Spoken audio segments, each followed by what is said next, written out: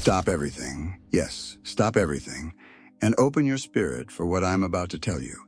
Because the truth behind your exhaustion, your recent heaviness, your strange sense of being drained for no reason, is far more extraordinary than anything you've ever imagined. What you thought was simply a tiring week was, in reality, the aftermath of a spiritual event so unprecedented that the infernal realms have been in chaos for the last 96 hours.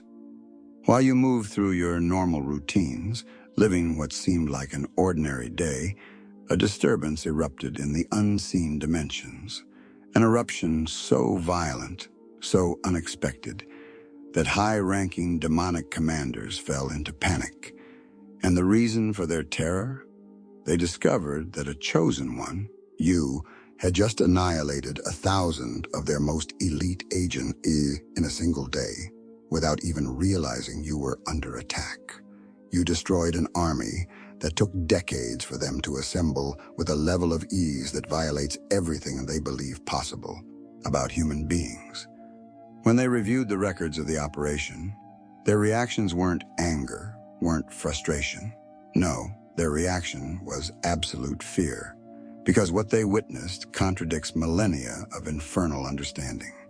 A human being facing 1,000 simultaneous lethal attacks should crumble, should collapse mentally, emotionally, spiritually.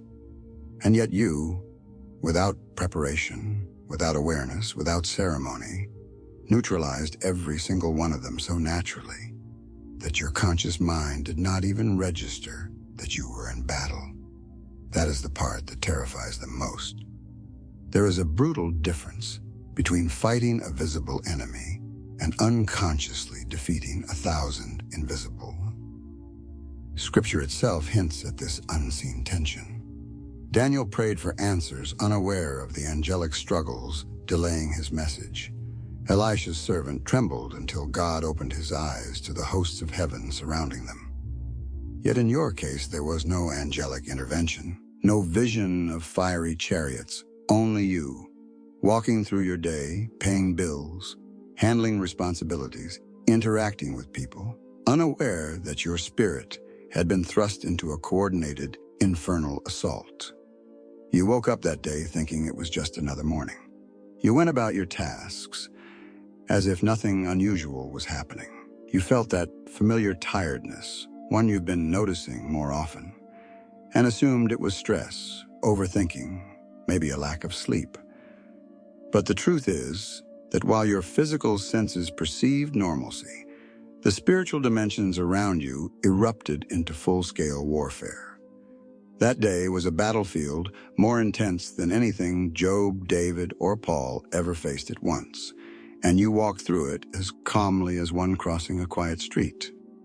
Exactly 96 hours ago, 1,000 specialized demons, each assigned a specific role, each trained in spiritual warfare for centuries, launched a perfectly synchronized attack designed to break what they believed to be a normal human soul.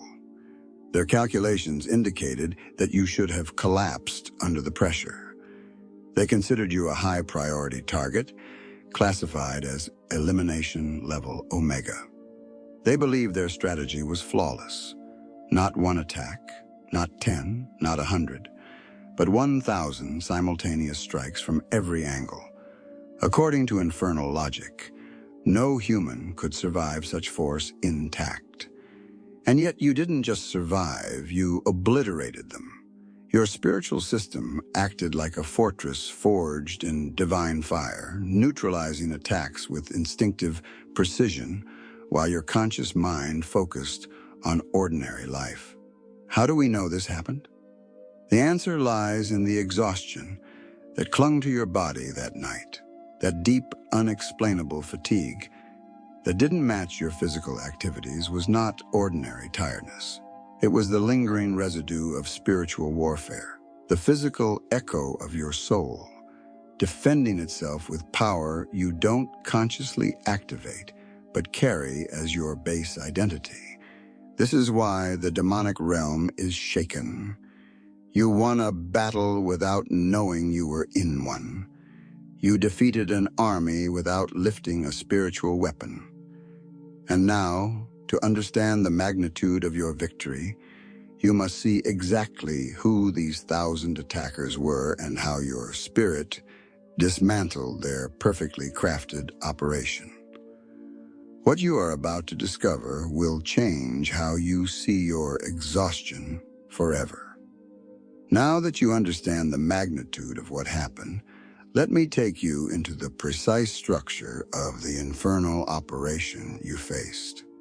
Because when you see how deliberate, how strategically calculated, how surgically coordinated every attack was, you will realize why your effortless victory has thrown the kingdom of darkness into existential crisis.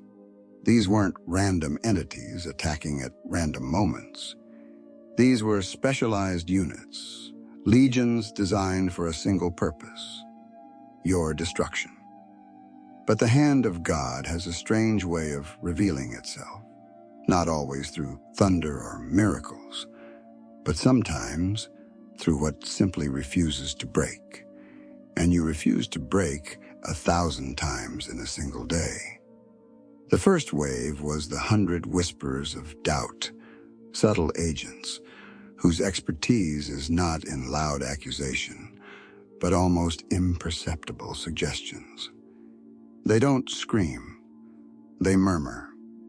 They slip into the mind like thoughts you assume are your own. Are you sure you're doing enough? What if you're making a mistake? What if you're not as capable as you thought? 100 variations of insecurity released simultaneously, each crafted to erode your confidence from within. But something in you, call it spiritual instinct, divine filtration, or the residue of battles fought long before this lifetime, rejected these thoughts before they could take root. It's reminiscent of Christ in the wilderness, when the enemy twisted scripture, attempting to seed doubt and distortion. Yet the truth prevailed effortlessly. That's what your inner system did. Distinguished truth from deception instantly and dismissed all 100 whispers. The next 200 were the amplifiers of fear. Their method is simple yet devastating. Take a small concern and stretch it into a catastrophic future. They bombard the mind with what-if scenarios until the soul feels cornered. What if this fails? What if you lose everything? What if you never recover? Fear is their weapon because fear paralyzes. But once again, you processed each scenario with clarity. You assessed reality instead of spiraling into imaginative terror. You refused to let fear reshape your worldview. These demons specialize in drowning a person in anxiety so deep they become immobilized. Yet you walked through their flood without sinking. Your emotional balance, your calm reasoning, your refusal to panic, all of it was a shield they could not crack. Then came the 150 diverters of purpose. Their attacks mimic light rather than darkness, offering pathways that seem appealing, easier, more peaceful, but ultimately misaligned. They don't tempt you with failure. They tempt you with comfort. They present visions of alternative lives, ones where you don't carry the weight of your calling, where you blend into the world instead of standing apart. These illusions mirror the temptations offered to biblical heroes: Saul choosing ease over obedience, Jonah fleeing his mission, Samson swayed by false affection. Yet you, confronted with 150 seductive visions crafted specifically for you, did not budge. Your spirit ignored them as though they were irrelevant. Because when a soul carries divine assignment, counterfeit paths simply don't register as viable. The next 200 were energy drainers, parasites, spiritual vampires that siphon vitality directly from your field. They do not whisper. They pull. They latch onto your aura and try to weaken your body, hoping fatigue will break your resolve. This is why you felt so heavy, so drained, as if your strength had been leaking invisibly. These beings have destroyed countless individuals by exhausting them into surrender. But you kept moving. You met responsibilities. You stayed engaged even while enduring what would have brought others to collapse. Your endurance became a declaration of victory. Then the perception distorters, 100 entities designed to twist your understanding of reality. Their goal is to make you react to illusions. They want you to misinterpret love as betrayal, opportunity as threat, progress as failure. They operate like spiritual fog, distorting clarity and creating emotional misalignment. Yet something inside you cut through the haze. Discernment, true spiritual discernment, rose like a sword and sliced through their illusions. The 50 conflict provokers followed, pressing on emotional buttons, amplifying impatience, pushing you to snap, to react, to escalate. They wanted to turn you into a weapon against yourself and others, but you held your peace, maintaining composure under pressures that have torn relationships apart in seconds. Then the 101 magnifiers of loneliness came, whispering that no one understands you, that you stand alone, that isolation is your destiny. But your heart held on to the truth of connection, even when solitude felt sharp. And finally, the 100 saboteurs of manifestation, delaying opportunities, blocking momentum, trying to break your hope. Yet you persisted, you acted, you believed. 1,000 demons, 8 divisions, perfect coordination. And you defeated them all without recognizing the battle. What happened after their failure is something the infernal realms have not experienced in thousands of years. When the 1,000 demons were annihilated by your unconscious spiritual defenses, the shock rippled through their hierarchy like an earthquake. Demonic commanders who have orchestrated human sabotage for millennia were forced into an emergency council. Dark chambers, sealed records, urgency vibrating through the room. This was not a routine evaluation. This was panic disguised as protocol. They needed to understand how a human, one they believed vulnerable, exhausted, and worn by life, had resisted a coordinated strike designed to be mathematically undefeatable. They reviewed the transcripts of the operation with obsessive precision, searching for anomalies, errors, miscalculations, but what they found was more terrifying than failure. They discovered perfection, your perfection under pressure, your impossible resilience, your instinctive rejection of their most refined tactics. Astaroth, the commander of psychological operations, spoke first, voice sharp with disbelief as he revealed the data. The 100 whispers of doubt had injected 117 destabilizing thoughts directly into your cognitive field. 12 surfaced to your awareness, barely for a moment, and you rejected all of them instantly. The remaining 105 never even reached your conscious mind. Your internal system filtered them with a 99.4% rejection efficiency. To them, this level of discernment is unheard of. It contradicts their understanding of how the human psyche works. They rely on doubt because doubt corrodes destiny, and yet you blocked it like it was nothing. Then Bale reported on the emotional operations. His frustration was palpable, almost bitter. The 200 amplifiers of fear constructed catastrophic scenarios strategically designed to flood your limbic system with panic. And yet, your emotional core didn't waver. Your nervous system stayed stable. You evaluated, dismissed, and remained centered.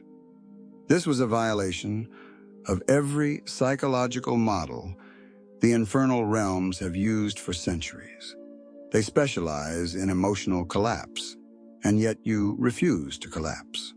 Mammon, master of temptation, spoke next, defeated tone revealing more truth than he intended. He admitted that they designed elaborate alternative life visions for you, visions so carefully crafted, they took weeks to prepare. An easier life, a safer path, a subtle compromise, disguised as wisdom. Biblical temptation echoed through his words, reminiscent of the serpent offering Eve a shortcut to knowledge, or Satan offering Christ all earthly kingdoms. But you rejected every temptation without hesitation, as if your soul recognized counterfeit purpose by scent alone.